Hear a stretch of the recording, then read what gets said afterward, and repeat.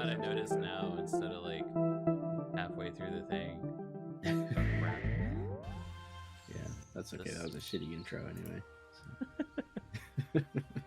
Shitty intro. It was shit. You eat that shit. Why am I so stupid? I don't want the cat. All right. So hello everybody. My name is Kalamitykode. I'm here with the Steel Grizzly. This is Gamers Among Us, and we're back with another episode of our Gamecast, which is the Grain of Sand. This is episode 7. We've got a couple things to talk about. I think we're gonna kind of focus on content creation. So Twitch streamers or Twitch viewers should kind of feel this one a little bit more than usual. Feel it deep in your soul.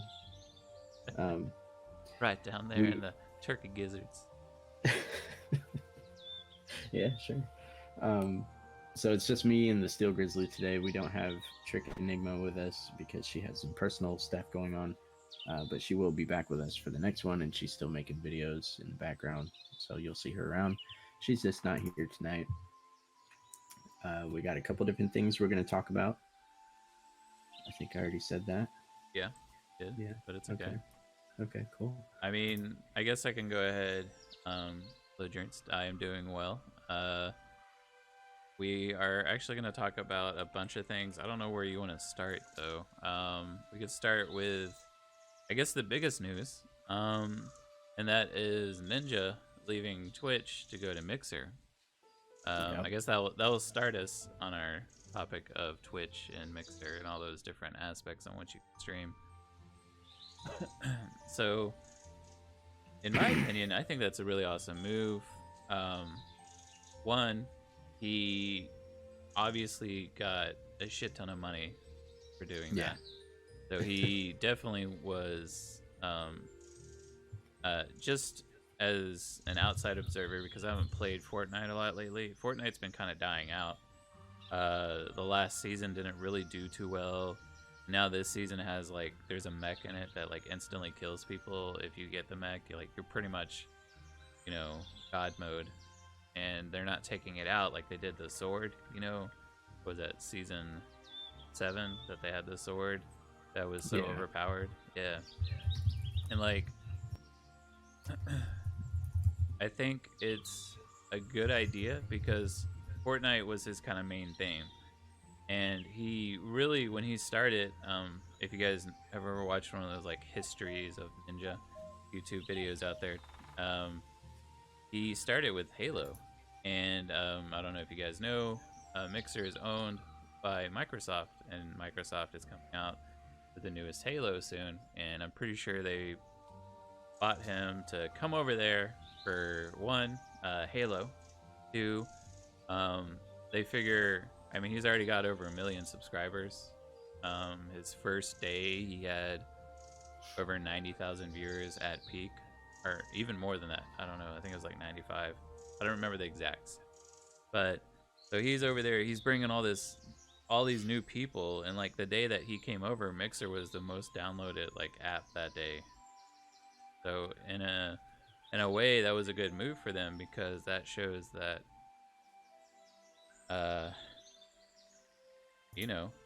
they're essentially if let's say I'm kind of a fan of Ninja and I am done watching him, he's not online right now, well, who am I gonna watch now? In that aspect, that's a really awesome thing to be doing, because it's kind of saying, hey, hold on, I want to test something. Okay, this was checking to see if my audio, I guess I still have the music for the scenic backdrop going in the background, which is okay. It's good to have a little bit of music in the background, so it doesn't hear all the breathing. But anyways, back to what I'm saying. I think it's a good way to get new people to Mixer, because Mixer is trying to be competitive with Twitch, and one of the reasons I didn't go to Mixer is because there weren't really a lot of people over there. And that's kind of what happened, I came to Twitch because I'd rather, interact with more people. Yeah. So I'm not familiar at all with Mixer. I just went to the website for the first time. Turns out you can subscribe to Ninja for free. Does that really do Yeah, his million for subscribers count if they're all free? not really. Yeah, we are talking about Mixer, Hugan. Essentially, we're just talking about how uh, moving Ninja over was more of like a power move, like trying to get more people to their platform, and I think it's worked because we are talking about how it was the most downloaded. Yeah, like I would say he has a million subscribers for the most recent update, but like you said, Mixer is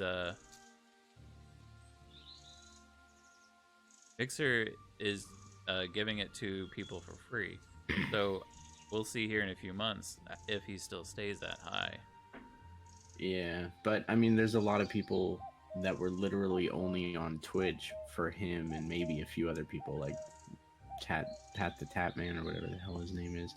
And And so the I feel Tap like Mania. so I feel like a lot of them are just gonna switch to Mixer like 100% now because their main person is there. Why would they be on Twitch? You know? Yeah, a lot of them. Kind of. I mean, if he doesn't even do well with subs, he obviously got paid to go over there. So, and Yeah, like Tweak said, like it doesn't have a good. Microsoft doesn't have a good track record with companies they buy out. So that's definitely true. Like, so that happened to his streamers. Like, I know Doctor Disrespect recently mentioned how he was like, "Hey, I'd go over there if they paid me," and he's like, "As much as Ninja." I mean, he if you've ever watched his streams, he really is. He puts on a performance. Like it's more of yeah, a show, and like he really is putting something out there. Whereas, not to knock Ninja, but Ninja is more of a professional player, I guess. Does that make sense? yeah, yeah. I get it. Yes, the infamous bathroom recorder. Yeah, like he. So most people, like, let's say, for example, Ninja had that happen to him. Like he would have, like, oh, I'm so sorry, I can't believe I did that. Like, but like Doctor Disrespect, like, took that, turned around, tried to make an emote out of it, made a screen in his um, Streamlabs that he can walk into. That's actually a bathroom at Yeah, his location, and it's like I don't know. He took something bad and made it good. I mean, obviously, that you shouldn't have done that, but that's a whole nother story. But yeah. I mean, that's who he is, though. He's a performer. He's not really a gamer first. He's a performer first that just used game as his medium, basically. I don't know. I mean, if you know his backstory, he's done a lot of crazy stuff. All right, I'm gonna. Careful, there's a Well, bear he's out not bad at there. games, but he's not famous because he plays games. He's famous because he puts on that persona while he plays the games. Yeah, exactly. Hey, there I am. Okay, so Mixer, like, if you go to Ninja right now, you'll see here limited time offer. Claim a free subscription to Ninja. So yes, he does have a million subscribers, but like Hugan mentioned, um, those are all uh not for him. Like that's just the Yeah. company putting up and bad quality. It keeps. We're gonna go back, but for example, Fortnite only has what is that 12,000 viewers, whereas Twitch. Sorry, I have a bunch of tabs open because last time we didn't really have anything prepared, and we're kind of behind in doing stuff exactly like we're doing now. But Fortnite on Twitch has over 100,000, so you can see the inflation. Well, not really inflation, but like more people over here. Yeah. And I'm not familiar at all with Mixer. I'd heard of it before, but I didn't know anything about it until the whole Ninja thing. So was it like substantially lower in views before Ninja got there, or has it No, kind of it's been? always been kind of low like this. It's always been like a good example is it's been about like a quarter of what Twitch brings in, which is why a lot of people go to Twitch. But the cool thing about Mixer is it offers a lot more. Let's click on this lady here. I don't know who, but like, look at this. It offers these down here are ways to interact with the streamer, and you can actually pay them by watching them. And like after a certain amount of time, this timer here is going to go off. It's at what, 40 seconds? It's going to go off, and you can give them sparks that actually have a way to interact. And it's a kind of interesting way to interact with people. Hmm. Honestly, I think the biggest thing is that Mixture has maybe lured views, but will it lure that many streamers? Does it have a legitimate claim to pull people away that aren't Ninja? Yeah, that's what I think. I think that's where we're sitting right now with this kind of topic is it enough to bring more people in? What Man, is that's a lot their of bots right there. what is their like subscription structure? Is it like kind of the same where you pay $5 a month or whatever to Yeah. stay subscribed to somebody? Yeah, it's exactly the same. It's $5.99 on mobile, I think, and then $5 on computer. Yes, mobile is more expensive. I found that out on Twitch too. That's weird. I didn't know that. Yeah. I don't really get why. I forget there was a reason. But one thing I do like about Mixer that Twitch doesn't have, Twitch doesn't really offer a lot of like, you can obviously tell this is Mixer. Oh, this is Twitch. They're like pretty much the same thing. Like, who are these people? I don't know. Like, I've never heard of them. But they're all up on my recommended because they're just people that like Twitch promotes. Or over here, these are people that Mixer promotes, and I feel like they are the same in that aspect. I forgot what I was gonna say. Oh, Twitch has a really, or Mixer has a really cool thing where I don't know if they still do, but they had a remember when we were playing Fortnite and I was like, oh look, Mixer has this thing, or maybe you don't remember, but where they would like raid people back and forth. Like, oh, this guy is one of the last 5 people surviving in Fortnite. Let's go raid them. Oh, this guy's the last, 5 in Apex. Let's go raid this Oh guy. yeah. Yeah. They have that awesome feature. I don't know if Twitch has that. I could be totally wrong. They could have that. But here. Everything on mobile is more expensive because they have to pay a share to the mobile app company. That's it. Yeah, that's what I thought it was. That makes sense. Thanks for that, Hugan. Yeah. So I'm curious because I'm not, I don't know if you guys know, but I streamed a little bit. I'm not what is it called? Before partner, it's Affiliated. affiliated. Yeah, I'm not affiliated yet or anything. I'm not huge on streaming, but I do enjoy watching people. But what do you think going forward as a streamer yourself? What do you think is the best platform? Are you going to stick to Twitch forever? Are you going to maybe experiment a little bit later with Mixer or YouTube or anything? I think personally, I mean, I think I've told you, I have really started heavily getting more into YouTube over streaming, and that's just because I really enjoy editing videos and making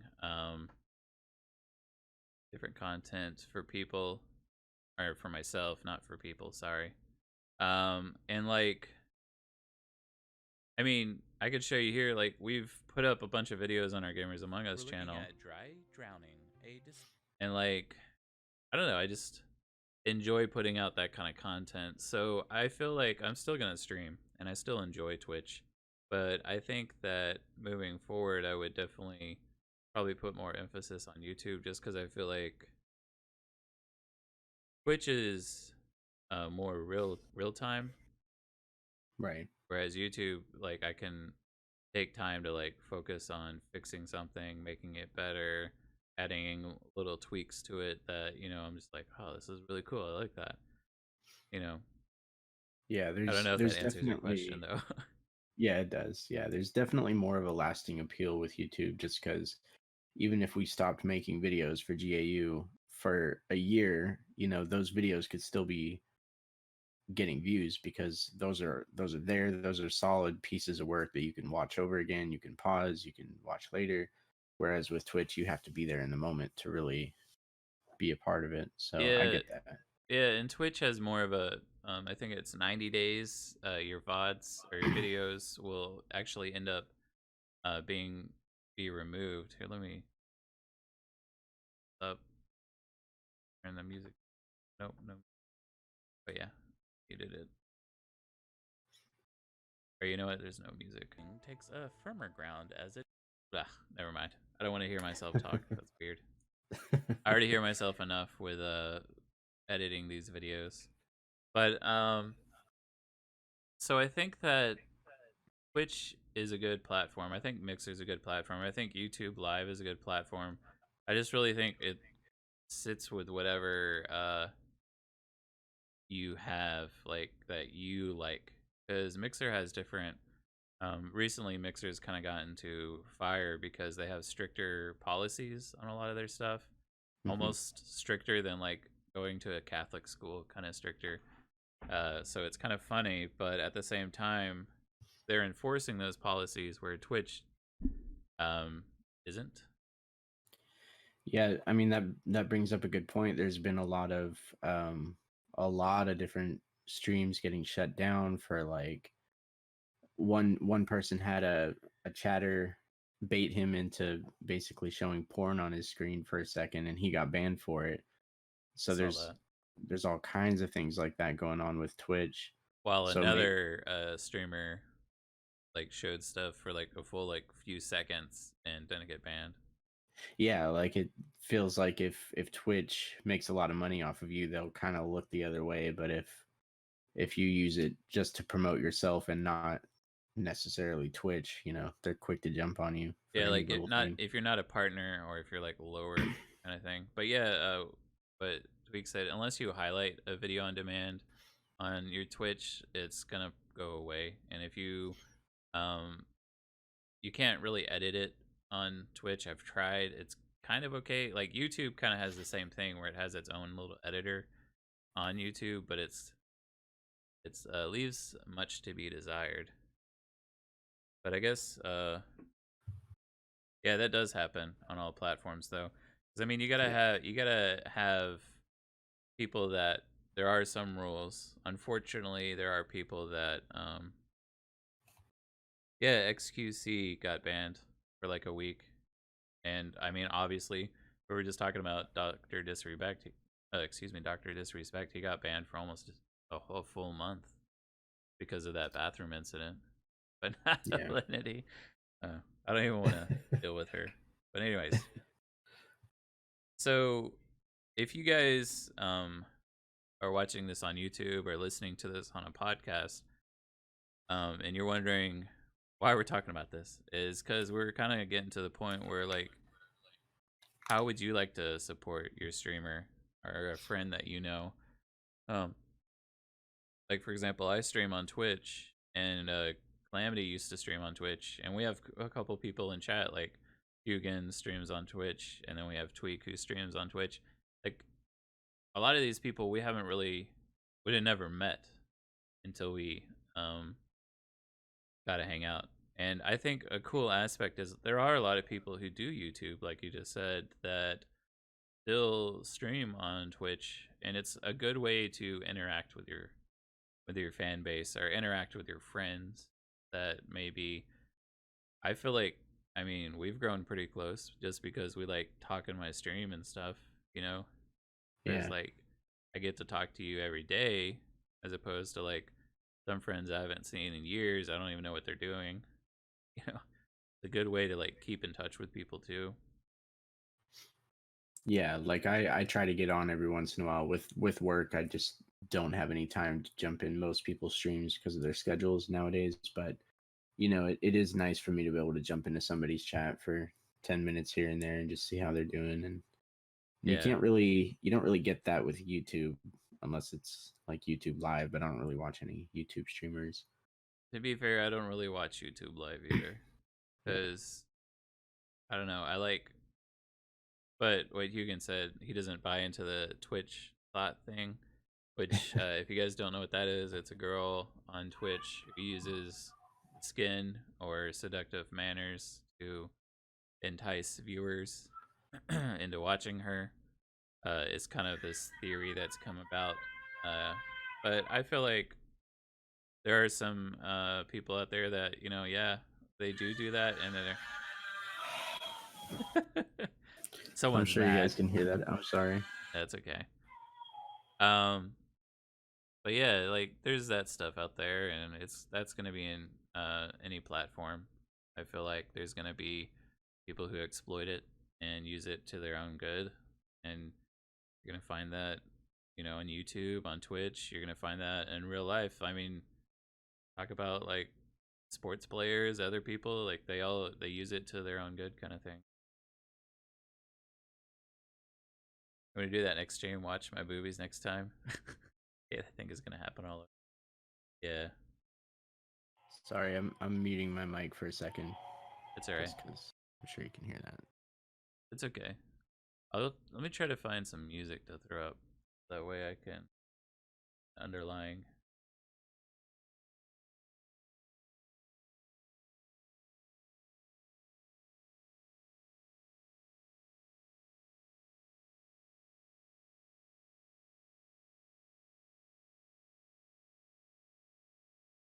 You know who this person is that commented on my thing? I don't know who you are, but I appreciate the comment. I never even thought about doing that. Today I put out that throwback about a DOS game, and they're like, "Oh, you could do DDoS," and I always forget that DDoS is a thing.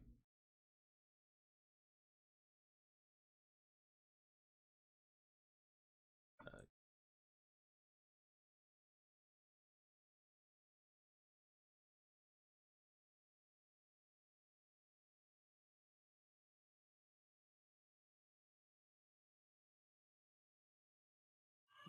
Okay, so I'm sorry. I'll be right back. I gotta go check on the baby.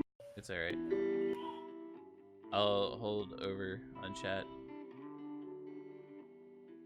Hey, Uprising, how are you doing? So what do you like about Twitch or even streaming or more for making videos and editing? That's a good question. Here, let me go ahead and okay, well that sounds like it's raining. So that is what it is. So peaceful looking. Look at this, guys. So peaceful. Enjoy it so much. Let's keep that on in the background. 4K Ultra HD. So what I like about Twitch is I love what I've stated so far is I really love the interacting with people. You do love this. You have a production engineer. I like the interaction with people and getting to know people, and it's live. So if you say something bad, you're gonna get caught for it, kind of thing. But this is what I use: is Streamlabs OBS. We're gonna get a mirror effect here. But you can see I have different screens and transitions. So I could go back to here. Careful, there's a bear out there. And then I have this transition, and it's just all different kinds of transitions that you can set up. There's ways to see who's followed you, who's looked at all your stuff. Oh, you have. Careful, there's a bear out there. But yeah, this is what I use is Streamlabs OBS here.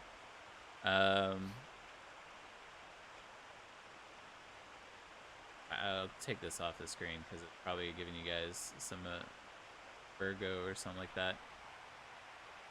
Hey, I'm back. I think while my ears bleed. Exactly.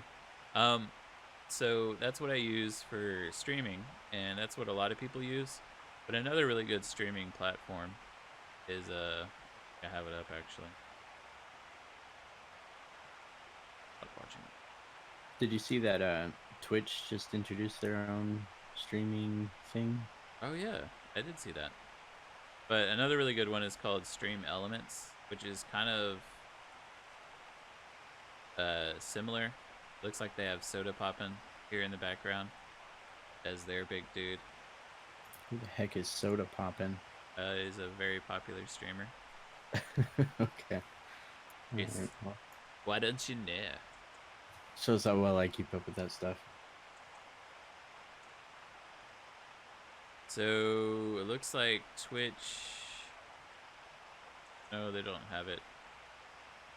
But they do offer these other options. So there's Streamlabs OBS, which a lot of streamers use. Then there's actually the old OBS. XSplit, I actually haven't messed with that very much. Yeah, it's marketed for new. I've been considering slobs if I can't sort out the problem. Oh, you've been actually using OBS? Oh, OBS Live. Yeah, I've been using Streamlabs this whole time. I didn't know that people still used OBS. And I tried out Player.me. It was interesting. Not for me. Oh, these guys are doing a robotics competition. That's kind of cool. Do you remember that show that was all about people fighting robots? Oh yeah, that was a pretty funny show. I remember that. They had it on Sci-Fi Channel, I think. Yeah. Yeah. But so, oh, you go ahead. I was just gonna get us back on track. Oh, I was gonna say, for editing on YouTube, that is a different story. Right now I use Vegas. This is actually a video I recently edited for my Chrono Trigger Let's Plays that I've been doing. I have everything kind of set up. It's pretty simple, actually. That's one reason why I really like Vegas. To give you an example of a more heavily edited video, let's go back here. Okay, let's look at that most recent video that we were looking at on YouTube. I just realized I'm gonna have to redo that video. But this is what a normal video looks like right here. Like the one we got tweak is 15, I think, 15.0. XSplit, I remember that back in the day. Yeah, I used to have XSplit. That's what you used all the time. Which version? It is 15.0. We get it. We know. There are a ton of games. But you can kind of see the different editing here and how videos are overlapped and whatnot to bring transitions, which they have a lot of really awesome free transitions with Vegas. But when we first started out, because this is actually a very expensive program, so you can see kind of how when I move into a video, it kind of cuts out of here and moves up to here. I don't know. There's a lot that goes into it, so let's just close that out. What we used to use back in the day is a free device called Openshot video editor. So video on bottom layer, mine was all over the place. Oh yeah, I know some people that kind of like use a bunch of different styling. Oh, sorry, my Audacity. Oh, this is also another really good tool that Calamity mentioned, is called Audacity. This is what I use for all my audio, so recording myself for any videos I use. But this is a Openshot video editor that we used to use back in the day. It is a lot harder to use. I'm going to try to find a project. I'm not opening it on stream just because I don't want people to see my folders. I have a lot of them. And for anybody listening to this podcast, we apologize. This is a pretty visual one, but you should be able to check this out on YouTube if you want to follow along there. And in the future, we did start live streaming all these podcasts on Twitch, mostly on the Steel Grizzlies channel. So if you ever want to follow along live, we've got them up there. Yeah, and we definitely want you guys to follow along live. I definitely understand if you can't, just due to work and stuff. Okay. But yeah, like Calamity said, you know, sometimes we're not actually able to do things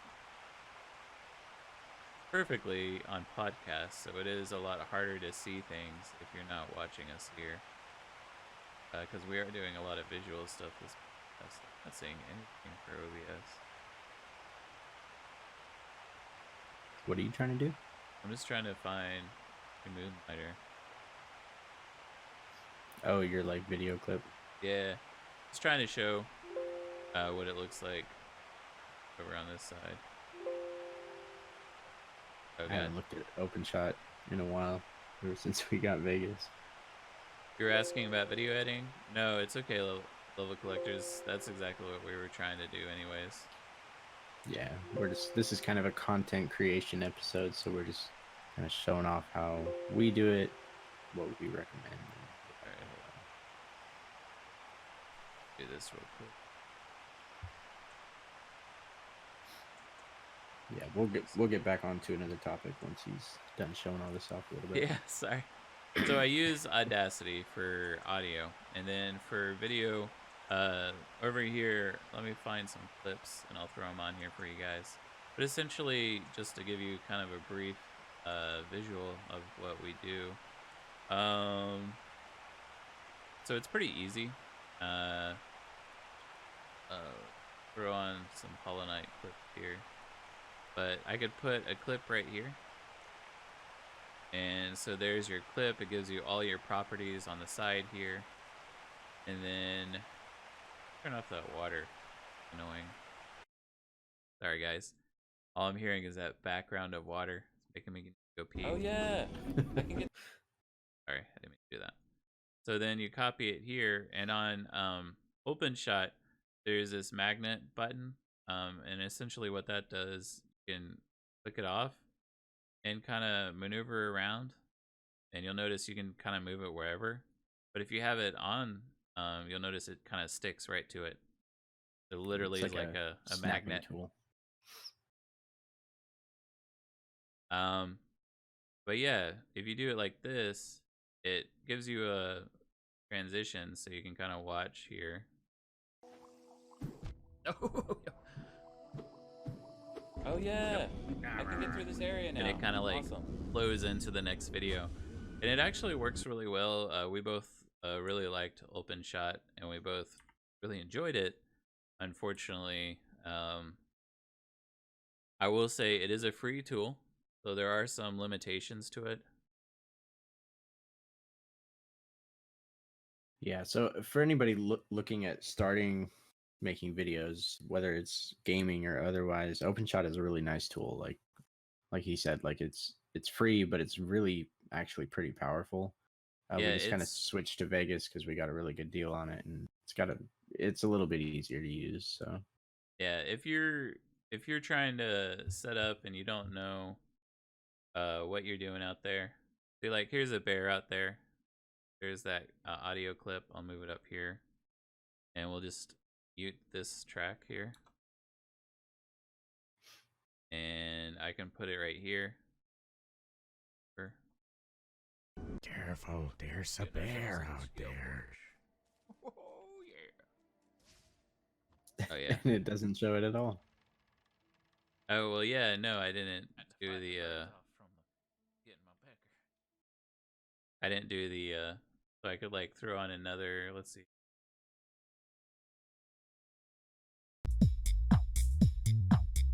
So I can put the magnet back on, so that way it snaps to the end here. And boom. Got ourselves a beat. And then we could kind of put it over it. And now we can have. But yeah, it's really simple to kind of put it together. Careful, there's a bear out there. Oh yeah, the bear out there. But anyways, yeah, I love Openshot, and like I said, if I didn't have the offer that Calamity just mentioned, where we made a pretty good deal on getting Vegas, we probably would still be using Openshot. I mean, I'm glad though that I am using Vegas because it's smoother. It is definitely, you can tell it is a $300 video program compared to a free program like the one we're looking at here. Oh yeah, you bought Vegas off a Humble Bundle a while back. And that actually kind of segues nicely into one of the other things we were going to talk about, which is Humble Bundle. Exactly. Yeah. I'll let you take that one over. I'll just kind of look at it here. So Well, so I'm not subscribed to it like Grizzly is, and he's actually partnered with them, not trying to like promote him or anything, ugh. But Ah, but yeah, so for gamers that are looking for, just tons and tons and tons of games at really good prices, especially if you're a PC gamer, Humble Bundle, if you've never heard of it, is an awesome place to go, where basically you kind of pay your own price and get a bunch of games. It's usually what, 3 on each tier, and then there's like 3 tiers. yeah, and that's just the monthly bundle. Yeah. If you look at it here, I mean, every month for the past few months, it's been 8 to 7 games. That's like including Call of Duty Black Ops 4, Assassin's Creed, Origins, Hellblade, Sinuous Sacrifice, Moonlighter. This once was Kingdom Come Deliverance, Surviving Mars, and then a bunch of other games. And like they're all like just a ton of like really, it's normally like 2 really big games and then a bunch of indie games. And sometimes the indie games are even better. Like I think a couple, yeah, how far ago was Owlboy? I recently played that, and I played Thundered. I have reviews on my YouTube, but that game was actually a ton of fun, and I got that here in Humble Bundle. I keep trying to. I got Hollow Knight in Humble Bundle a while back too in November. Yeah, and you can see, for those of you that are listening to this and not watching it, you can see on their website. We're looking at it now, but it shows every bundle. It shows what the actual value is, and these are $200, 195, 202. So I mean, you're getting a ton of games for what, 25 at most, $25. And what's really cool about Humble Bundle is originally when they started out, they were just kind of. I'll show you here. They have these bundles. So we'll go to this games bundle. So originally, this is what they did when they started out. They had these bundles where you had pay $1 and unlock a few things. Pay a little bit higher. At the time, it was like $6 or so. Unlock the second tier, and then on the third tier, you would pay a little bit higher. I think it was $12 at the time. Of course, if you're watching the video, you notice that it's 12 and 20 now, so it's a lot more. But so you pay for all those, and then at the end here, you can actually support the charity. And this one, they're supporting American Red Cross, which is really awesome for them to do that. And you can say, I want to pay $20 to get that tier. Or you can do a custom amount, or you can do 30, and then you can choose where your money goes. So you can be like, you know what, I want to give it to the developers of these games, or don't want to help anyone. I just want to give it all to charity, and you can do that. And I think that's a really awesome option with Humble Bundle. I don't know the other ones we're going to talk about if they do that too, but Humble Bundle has really grown in the past 5 years. It used to not have any of this stuff.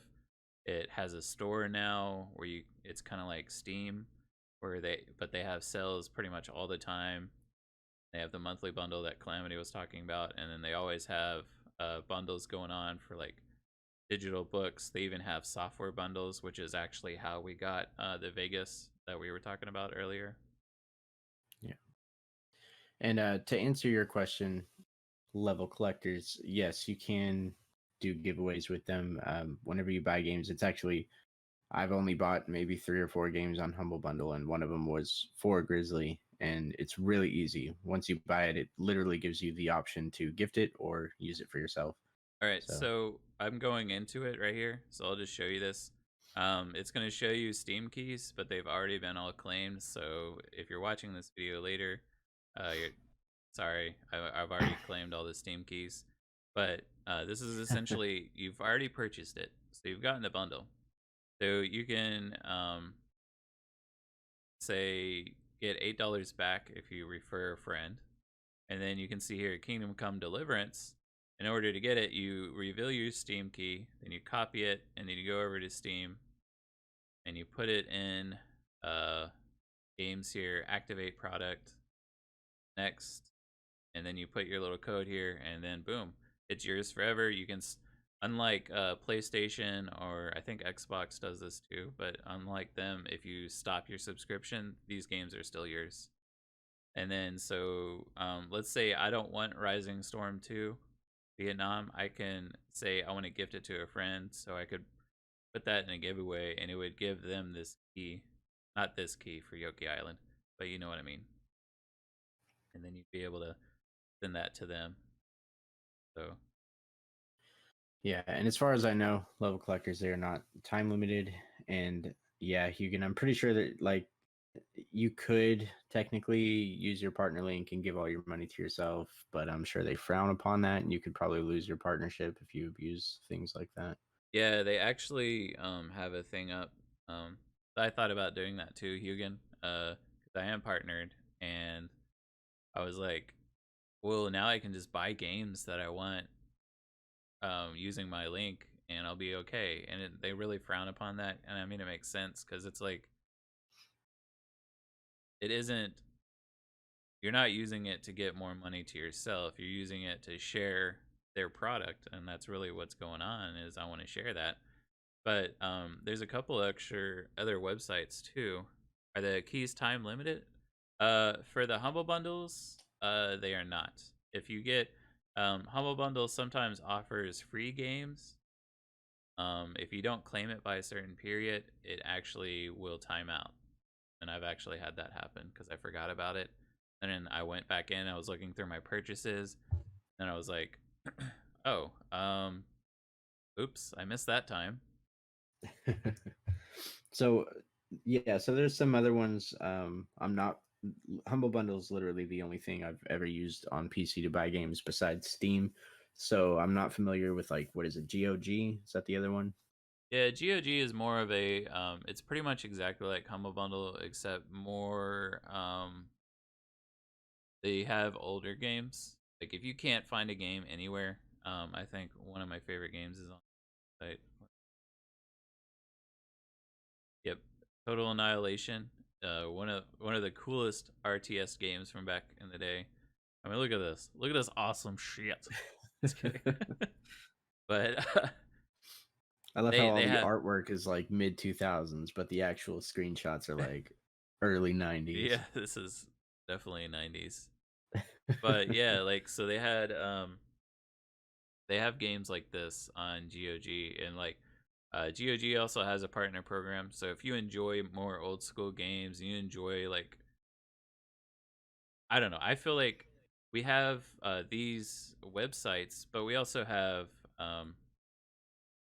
Steam, and Steam does stuff like this all the time. I mean, if you go to the Steam webpage and you see specials, it's just gonna have a ton of specials here. DuckTales? What? Actually, the DuckTales? Oh wait, no, this is the remaster one that came out recently. Okay. Yeah. Okay, sorry, I got distracted. But Steam has this, and then I guess we could kind of divulge into. Let me go ahead and slide it over here. Oh, oh, Epic Games. oh, oh, oh! It's taking forever to squeeze over. But the bane of all PC users' existence, Epic Games. So I guess I'll let you start talking about them. Like, what do you think about their tactics? So in the gaming world, I think competition is natural. Competition is good. It helps players get better prices on games that maybe aren't worth the price tags.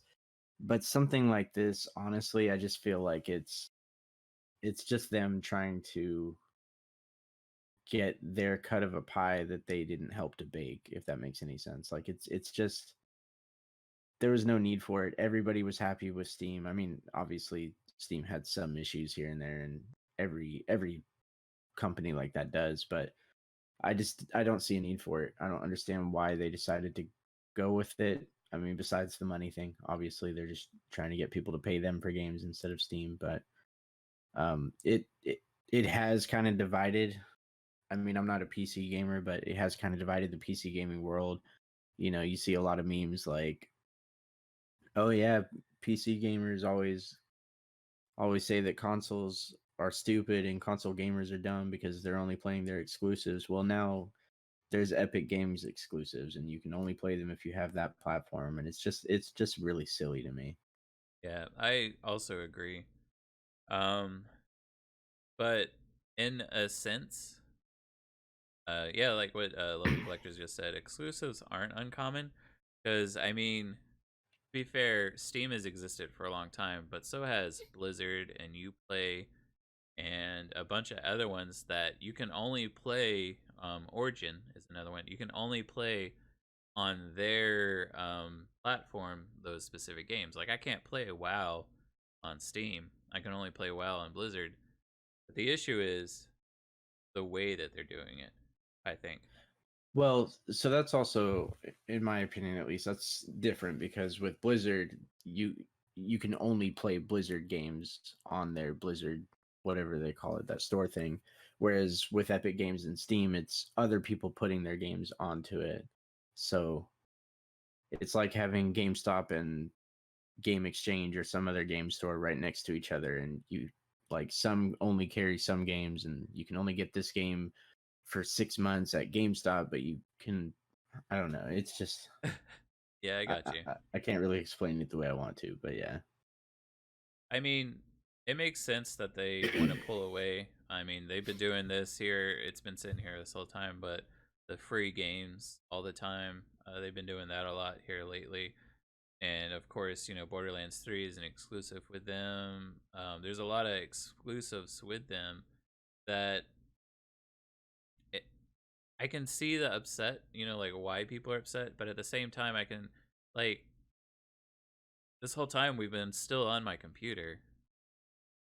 I can still look it up and play it here, doesn't affect how I play, you know.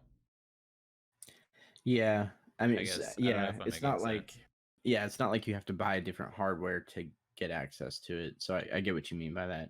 Yeah, it's not. It's like the console exclusivity, but I don't have to buy an Xbox to play it. I can still play it on my PS4. I don't know. I don't know if I'm making sense.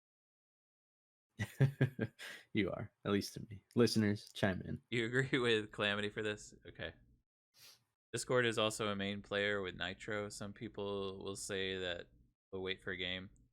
You know, I think personally, just because I have so many games, I don't know if you guys saw, I have over 500 games on Steam, and the only reason for that is not because I go out and spend a shit ton of money on games, because I have the Humble Bundle monthly, and I've had it since it started, since 2015, and I think I had maybe like 100 games at that time. So I have a bunch of indie games that are now on my computer, and I have a lot of games. I just enjoy playing games. That's why I stream, and why I started streaming in the first place is because I wanted to share my streaming with people. Sorry, I'm looking at this game because it looks really good. I have the first one, and I don't know if you guys have seen it. I really enjoyed it. But So this kind of brings up 500 so plus. Noob. Thanks. I feel like it's a lot because most people are like, "Oh, I only have like 100. I yeah, have like 500." I'm like, "Sorry." it's a lot for more casual people. But Oh yeah. I was gonna say, so this brings up Xbox Game Pass for PC because that's another way to kind of, it's streaming games on your computer. So again, you don't have to buy any other hardware for it. It's right there on your PC, and you can kind of just access their entire library just by paying $10 a month. So do you think that that's kind of the future, that might eventually beat out things like Steam and Humble Bundle, to where you don't have to pay individually for each game, you have access to all of them by paying one monthly fee? I think in a way that's kind of like Netflix, you know, like I pay one monthly fee to watch all these movies and videos and whatnot. And I think it is kind of how things are going. Because I feel like with the way Dauntless and Fortnite and all these games are cross-platform, eventually you can get something like Netflix on your PlayStation or Xbox or your Switch or your computer, and you can play all the games that I guess work for those, because some of them don't. You can see here this says this is for Xbox and this is for PC. I think it is the way of the future, I guess you could say. I feel like Yeah. that's gonna be like, we're gonna look back at this in 10 years and be uh like a good example is that Google, Stadia or Stradia? Stadia. Stadia. Yeah. A good example is that's essentially they got a good idea of you can play on any device. Like if I want to play on my phone here or on my tablet, which is in the other room, or if I want to play on my computer or my PlayStation, all I need to do is have an internet connection and I can do that. And I feel like that's the way a lot of games are moving now, is we're going to be moving on in the future, I guess, of something that's more everyone's connected kind of thing. Yeah. I mean, you brought up Netflix earlier and how it's kind of like that for gaming. And, you don't really think about it nowadays, but I remember back in the day, I used to browse, at Best Buy or Walmart or whatever. I'd browse the DVD section and, try to find good deals on all my favorite movies. And now it's just like, I just wait for it to show up on Netflix or Hulu or whatever. And it really has changed the entire industry basically as far as how you access those movies. So I think games are going to go the same way. There's just not really going to be as much of a need for physical games or even consoles, because it's just going to be these different places you can go to, pay a monthly fee, and you have access to all kinds of it. So I agree. I mean, I think it really is kind of the future of it. Yeah, I think so too. Like, would I want to spend $5 at the Walmart DVD bin to get a movie that's been out since like 1980s, or watch it on Netflix, my $10 a month plan, kind of thing. So I really feel like it is. Yeah. So I haven't really looked at GOG very much, and there's like a lot of really cool stuff here. Sorry, I'm looking at it while we're on stream. I don't know if that's. I'm trying to like have stuff that we're looking at. I mean, look at all these sales, and Humble Bundle has sales. I don't know. They're just. But we were talking, like the weird thing is if you do buy this, it doesn't have my birthday on here. It is only for Steam and Windows. So the keys only go to Steam, but sometimes they have like PlayStation keys, sometimes they have other stuff. I mean, the next generation of consoles are basically just PCs from what little we know about them. Yeah, the PS5 has been rumored to be over $1,000, but that's just a rumor because you remember what that was? What do you mean? The PlayStation 5, like it was over $1,000. Oh, so it was put up for pre-order on a European site for a price that, in American dollars, it was about 1,000. But um, I looked into that a little bit actually, and they have, whatever site that was or company, they have a history of doing that. They'll kind of list it as at a higher price just as a placeholder. They even did that with the PS4. They listed it at what was the equivalent of like $800, and obviously the PS4 was not $800. So I would take that with a grain of salt, but it's definitely not going to be a $300 console. It's going to be I at think it's gonna least be four or more, 500. yeah, 500 or 600. Yeah, because I mean, like Hugan just said, and like a lot of people have been saying, they have to compete with modern PCs, and modern PCs, if you want to build a good gaming PC, you're looking at what, $1,200-$1,300 for to be able to play the latest games in 4K and all that. And that's what they're trying to accomplish, but it's just going to get pricier and pricier from here, I think, as far as hardware goes. Yeah, I agree. Like, Sony not being in E3 has been kind of weird for us. To play the latest games in 4K, you're going to need more than 1300. Yeah. Yeah, sorry. I'm, I don't know if you knew this, but I'm not a PC gamer. I haven't built a PC since like 2011, so I'm Your really not graphics. familiar with the costs. Yeah, like the 2080 Ti is 1500, I think, and a 2080 is 800. Right? Yeah, I'm more the PC gamer of the group, I guess you could say. So I wanted to mention we were talking about ways for content creators and helpful things. This is totally not an ad plug or anything, but I use it. It's called TubeBuddy on YouTube, and you can pay for it, but it is free. And what it does is it gives you can see here on the side of my YouTube, it gives you like analytics. So say this is our Gamers Among Us channel, the one that we're streaming for. Um, it doesn't have any Facebook interactions because I don't think we posted this on Facebook or on Reddit or Twitter. Our channel has over 7.5K views, only 62 subscribers and 58 videos. And then it shows you all the tags that we used. And this is actually really good because I can go to Dr. Disrespect's channel here.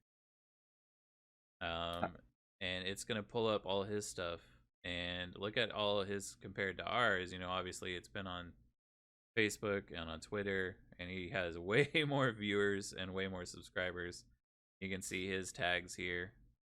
So it's For the kind of record, a cool tool. Yeah, for the record, I've never seen that before. That's really awesome. Yeah, it's what I use to help like get tags sometimes because like I'm like I can't think of a good tag for this game.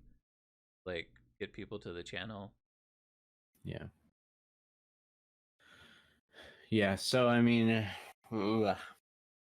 That was something I was disappointed about the consoles. The original Xbox and PS2, they claimed the components would be swappable. Yeah. The 2080 Ti is only 12 to 13. Okay. Only.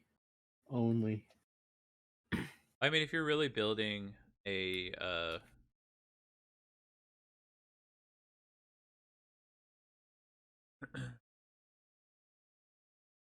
oh yeah, I forgot they came out with 2080 Supers, which are like TIs.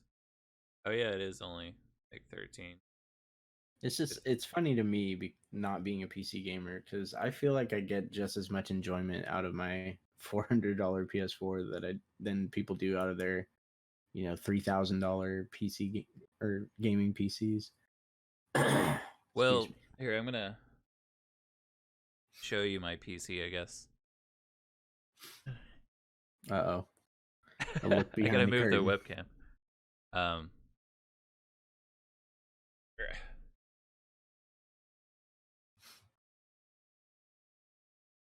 But yeah, that's PC there. Oh. So I don't know if you can see it there. Can you guys see it? Here, let me change the screen. Careful, there's a bear out there. Reflection. Yeah, there's really nothing I can do about that unless I turn off the lights. Actually, hold on, let me do that.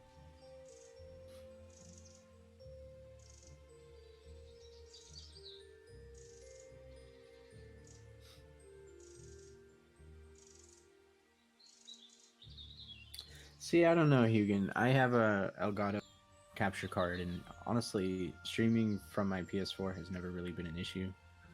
It's a little bit harder to figure it out at first, but Yeah, I guess once you get it, it's pretty easy. But I mean, like we've been talking about for the last hour, it's a lot easier to get so many games on PC versus consoles. So there's definitely that for streamers. You're not gonna have the same pool of games to play for your stream.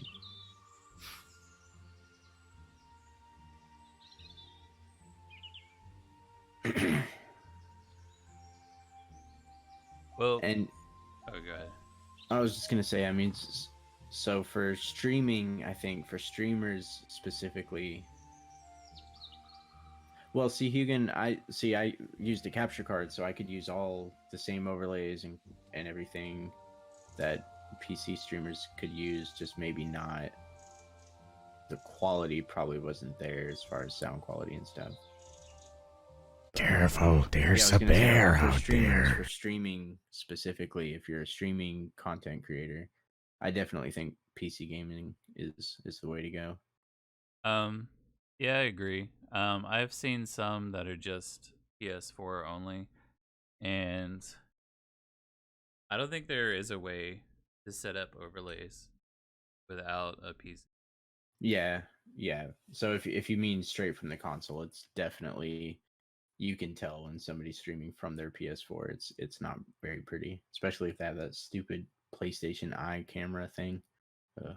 Oh yeah, that's pretty bad. But here, let's get off of this. Um,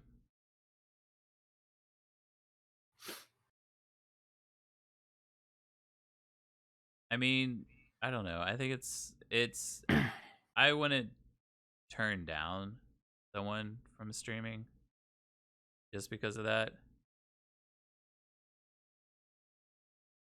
I mean, I would just say, if you're first starting out and you don't have a computer, you only have an Xbox, you only have a PlayStation, you only have a Switch. I don't think you can stream live from the Switch, so I'm sorry. But if you have a PlayStation or an Xbox, I think you can. Um, I just do it. Get started.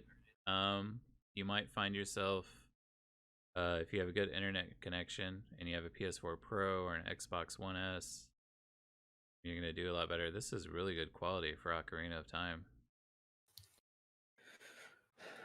That does not look like Ocarina of Time. It's like remastered. What is this? What are you watching? Unreal Engine, Ocarina Oh, of okay. Time update. Yeah, so it's like a fan-made remake. But yeah, so if you're looking into content creating, this is for the listeners. I know you two in chat create content all the time, but for for people listening or watching this that are interested in making videos or streaming or whatever, just go for it. I mean, the worst that can happen is somebody checks you out and doesn't quite like it, but really you're not going to be Ninja in a week. You're not going to be Dr. Disrespect. It just doesn't happen like that. I know it seems like it did for them, but they would, Ninja worked his ass off as a pro, what was he, Halo player for a long time before Fortnite came out and the stars aligned for him and he became famous. But we've met so many awesome people doing Gamers Among Us and doing streams, especially with Grizzly streaming pretty much every day, every week, or every weekday. He's met a huge circle of people that I like to get involved with. I love all you guys, and it's just a really awesome way to meet people. Yeah, if you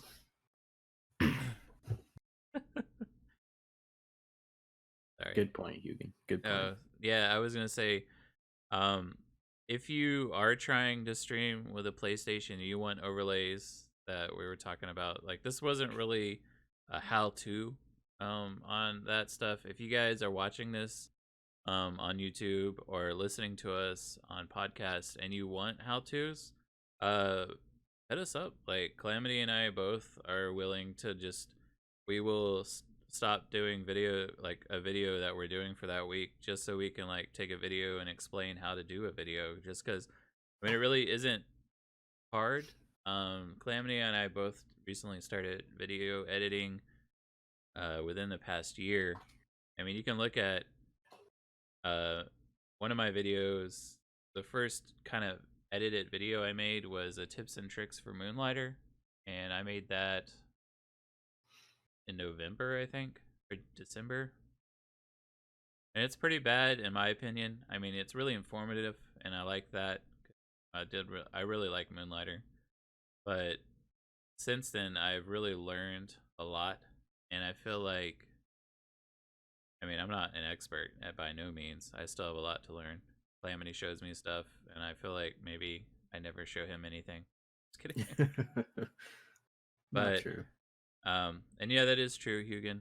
Uh, Ninja did work his ass off. He has been playing video games. I think he was streaming for like 6, maybe 7 years before he got super big at Fortnite and is where he is now. Um, but yeah, like it's like Calamity said, it's not something that happens overnight. We thought we kind of fell underneath that delusion that it would be something that would happen overnight, and unfortunately, it didn't. I mean, we're still growing, we're still learning, and that's one reason why we wanted to kind of dedicate this episode more to helping other people. I know it's only been 7 episodes, and we're now into August, so we should have another episode this month. Yeah, I agree. Do that. Round it out so that way we have 12 a year. Yeah. But I mean, I don't know. I mean, did you guys have any questions on like how to make videos, or how to, for those of you guys that are watching live, like how do you get viewers, or how do you network, or how do you do all that stuff? I mean, if you guys don't have any questions, I know a lot of you are already streamers, so you might not have those questions, but I mean, we're here to help. Yeah. Anybody listening to the podcast, feel free to message us.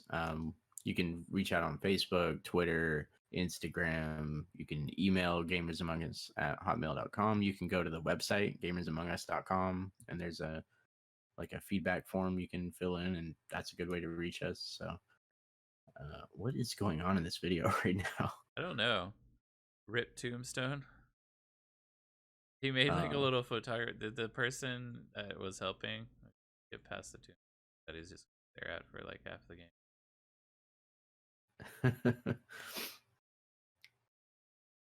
But yeah, what were you saying, Calamity? I was just saying, there's so many ways to reach out. If you're watching this on YouTube, you can just comment. But if you're listening via the podcast, there's all kinds of different ways you can reach out to us. It's not like we're a huge channel. I mean, we're still working on it. We're still networking. We're still learning as we go. I mean, you saw earlier, we only have 62 subscribers on YouTube, which for channels that do what we do, that's pretty low. But I'm happy with where we are, and we're still growing and learning. So I don't know. I like Hugin's advice. You network by waiting for people to raid your channel and doing nothing to help yourself at all. yeah, pretty much. I mean, I know you're being sarcastic, but unfortunately, I have seen a couple channels, because I like to go around and check other people out on Twitch, just because I like to see, other people out there, like how they're doing, maybe interact with them. I found sometimes, I think we hung out with this guy for a while, and his audio was really bad on his mic, and no one was telling him. And we finally told him. He's like, "Oh, thanks." Like no one told me. On my end, it sounded like good. Is that how we met, Hugin? What was your question, level collectors? Yeah, you can ask your question. But yeah, like sometimes, like you could be out there streaming to 1 or 2 people, and those people are just watching. They like having something up on the background, and they're not really gonna interact with you and tell you, "Hey, your thing's really grainy. You need to lower your stream quality down so that way it can work on latency. Yeah. Ooh, words. See, these are the things you don't hear on our edited videos, because we're able to say it and sound super professional. You raided into my channel when I was playing XCOM, and then I followed you, and then I came here for like a month and a half. It hurts, Hugin, but it's so true. No, I'm just kidding. Actually, I rated you, and I think I also didn't come back for a while just because I was busy. Talking about XCOM, I need to play that again. Remember, you kept mentioning him. You were like, "Man, this guy's kind of cool. You should come to a stream one day." And I think I finally did. Really hung out with him when he was playing Tomb Raider, and then he got busy at work, so I wasn't able to watch his stream anymore. It's just funny how that all works. It's awesome how we meet people on Twitch. Yeah. So we had we had some other topics, but if you want, I mean, they're kind of not related, so I think we could save those for the next episode if you wanted to do another one in a week or two. Yeah, we could do that. I mean, we can still talk about content creation because that obviously takes a long time. But I unless did you're not done, abandon you again. I'm not done now, but I probably should be soon. Baby's still up. Wife is okay. with her, so Give me a timeline. let's say Right now. 12:50. Oh, geez, it's already after 12. I didn't know that. I'm sorry. Yeah, no, you're good. In case you guys didn't know, Calamity does have a beautiful little girl, and she's still little. She likes to let Keep known me that she's a little kid. She's the princess. up. Yeah, that's one way to put it. Actually, I really like this guy. I found him. And I got a small channel. It's always funny how you meet people streaming. So many people I've met through very random means. Yeah, I agree. Like I met one person that I used to hang out with all the time, Will. He actually just came in and I was playing Darkest Dungeon and he was like I think I was fighting the 18 pounder, the big cannon. He's like, "Oh, better watch out." And I was like, "I got this." And then I won. And he gave me like 10 bits, which is only like 10 cents. But he was like, "Hey, good job." And then like we just started talking and like I don't know. I guess cuz I'm kind of a chill person, it was easy for him to just talk to me. And like that was one way how I met someone on stream, just like that. And then like he hung out for a long time. And then like you guys that are in the stream now, like that's kind of the same way. You know, we just kind of like just hang out and like chat and interact with each other. That's what I like about Twitch, and I don't think I'll stop streaming, even though I might focus more on YouTube sometimes. I'm not gonna stop. Yeah. So sorry to interrupt your little sob story here, Grizzly, but Level Collectors had an Oh yeah, interesting you go question. ahead. I was just kidding. um, but no, so he said, since seeing the console wars from the whole Sega versus Nintendo, and then Sony entered, and then Microsoft entered, eventually Nvidia tried with the Shield, and then Steam machines to now, where do you think the gaming industry is going with consoles and Stadia, etc.? So that's something we've kind of discussed, probably not on the podcast, but probably just in our group chats at work and things. But it's definitely evolving in weird ways. Like I remember when VR was kind of a new thing. When what's the Microsoft VR thing called? The really popular one, um, Crap, Hollow something. I can't. remember either. I just know the one that I play a lot of, which is or not a lot of. There's a View. Oh yeah, there's the HTC Vive. I Oh don't know, yeah, but so when that was still new and we were still hearing rumors about it, everybody thought that was the future of consoles. Like everything was going to revolve around VR, and it just kind of didn't. So it's we can never really tell where it's going, but I think the Stadia is an interesting addition to the console lineup, because it introduces that different way of looking at it that I think is easy to adapt to for other people like Sony and Microsoft. So I think in the future they're going to kind of go the Stadia route. Maybe in the future, like the PS6, maybe it's just going to be a controller and you just log in on whatever device and that's your PlayStation for the day. Um, I think it's headed towards that direction. sounds like ray Like, tracing. Sorry. or like, I mean, at some point, it's basically just going to be you can build your own PC or you can go buy a PlayStation PC. Like it's not, I don't even think console is going to really mean anything in the future. It's just going to be, different PCs, basically different kinds of PCs that you can buy. I don't know. That's just my thoughts on it. Yeah, I kind of feel the same. When we were talking about it, it's just like I feel a lot of people have said that console gaming is kind of dying out. And I feel like it's true in a aspect that like Stadia came out, and it was like introducing a whole new concept of how to game, not just VR gaming, but like how to access your gaming on different devices. And I think that in itself is like crazy awesome. Yeah. But yeah, so PC versus PC, but I mean, a lot of it could have to do with operating systems. Like PS4 has its own operating system. Maybe it's just you can go buy a pre-built PlayStation PC and it just has the PlayStation operating system as opposed to as opposed to like Windows. I don't know. I don't really know, but it's definitely. I don't think we're going to be limited anymore to having that box connected to your TV because even now, as soon as they announced the Stadia, that basically became an archaic idea. Like just the thought that to play the game you want, you have to have this giant $400 box and you have to connect it to your TV and have all these cables run everywhere. Just, I think we're moving past that in the next 10 or 20 years. Yeah, I think right now that's kind of how we are. It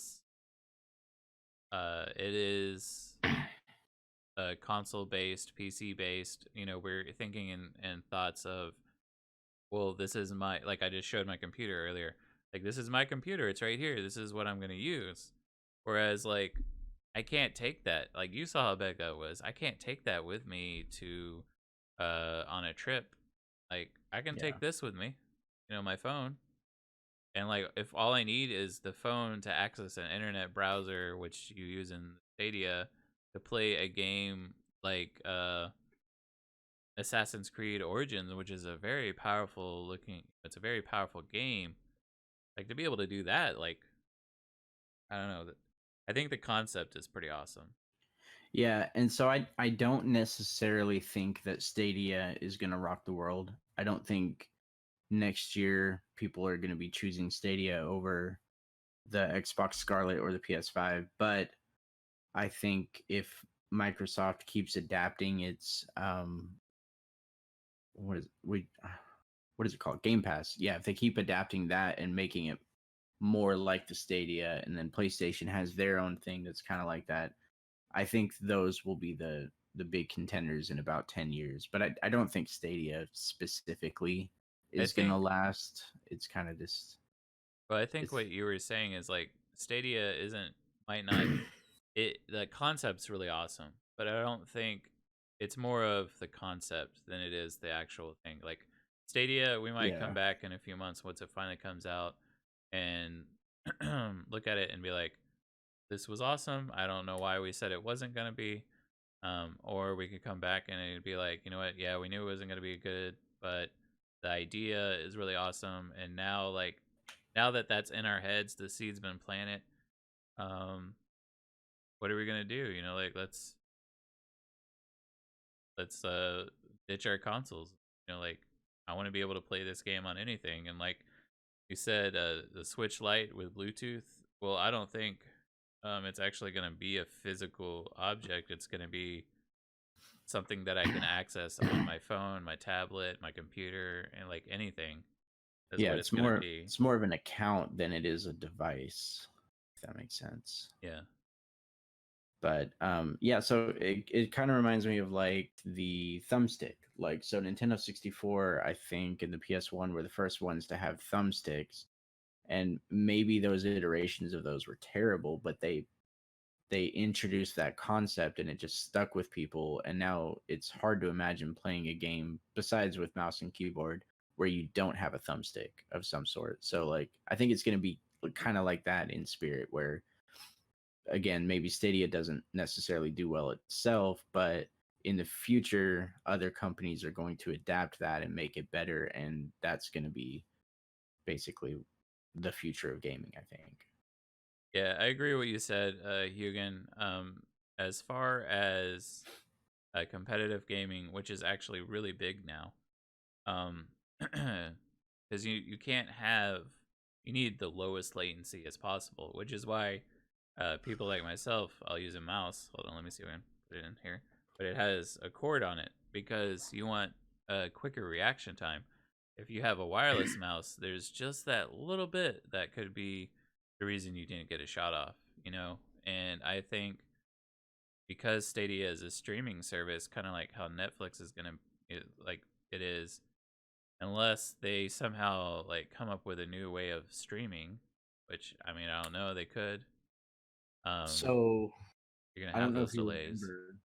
but I don't know if you remember, but at Microsoft's E3 show, when they were kind of showing off the Game Pass for PC, they did kind of divulge a little bit about their streaming system. So it is kind of a new way of streaming. Technically, I don't know all the technical details of it, but I agree though. I mean, there's always going to be that bit of issue that you could have, and in some areas, we work for a cable company. Some areas have 50 megabits per second as the highest available speed, and then other areas have 1 gig. So, I mean, if you're depending on streaming, that's just not going to work for competitive gaming, at least now.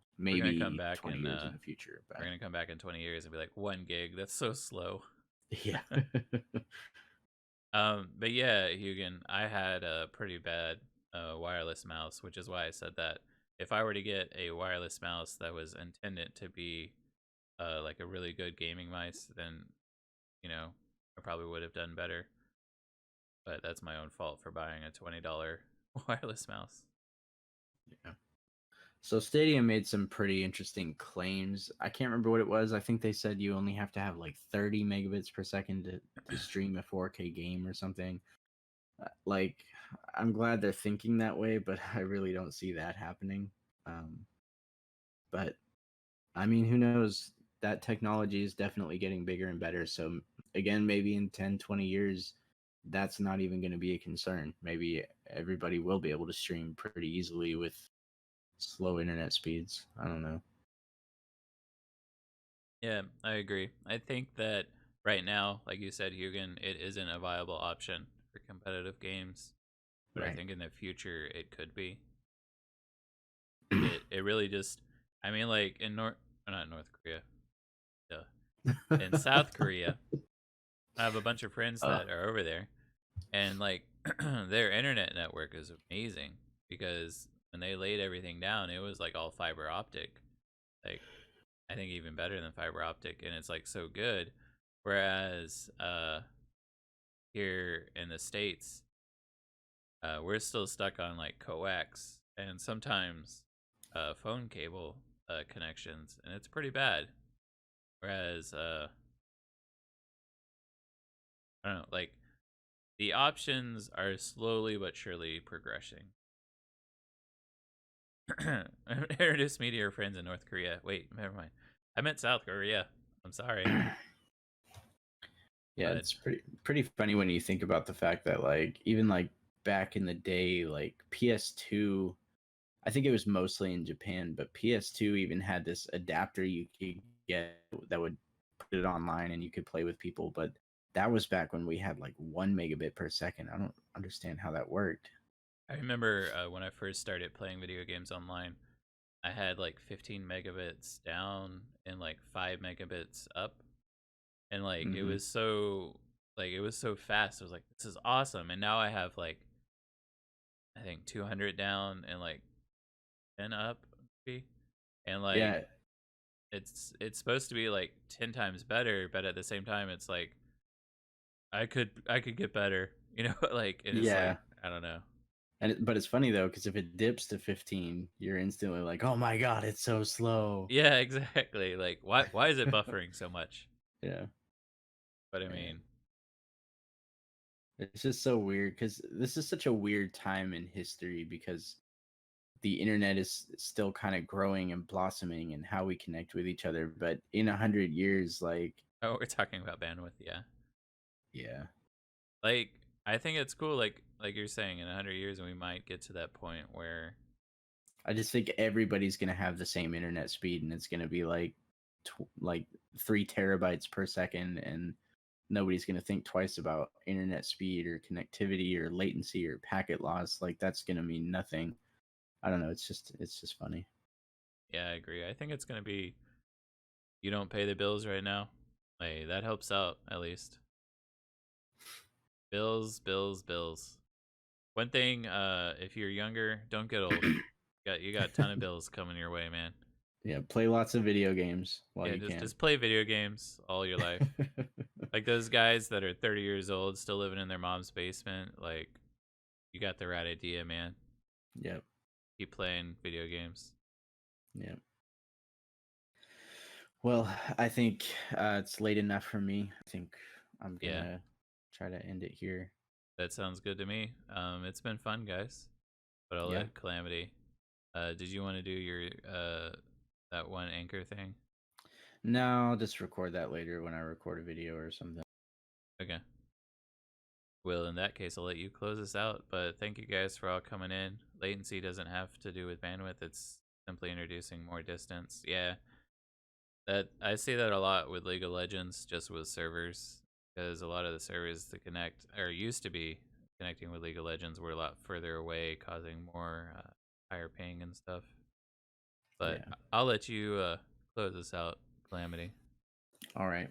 Well, for anybody listening or watching on YouTube, again, you're welcome to join us on Twitch. I think probably from now on we'll be doing it on the Steel Grizzlies channel. We do have a GAU channel, but it's harder to get that going because my internet's not very good. Speaking of low internet speeds. But yeah, so feel free to join us live. You can chat with us while we record. Again, feel free to let us know if you have any questions for us or if you want us to cover anything specific in future episodes. We don't really plan these ahead very much. I mean, for tonight's episode, we literally decided what we were going to talk about 10 minutes before we started streaming. So there's always room for you to bring something up and we can discuss it for the next episode. But yeah, so we're still growing on YouTube. We've still got Instagram, Twitter, all that going. We still have a Patreon.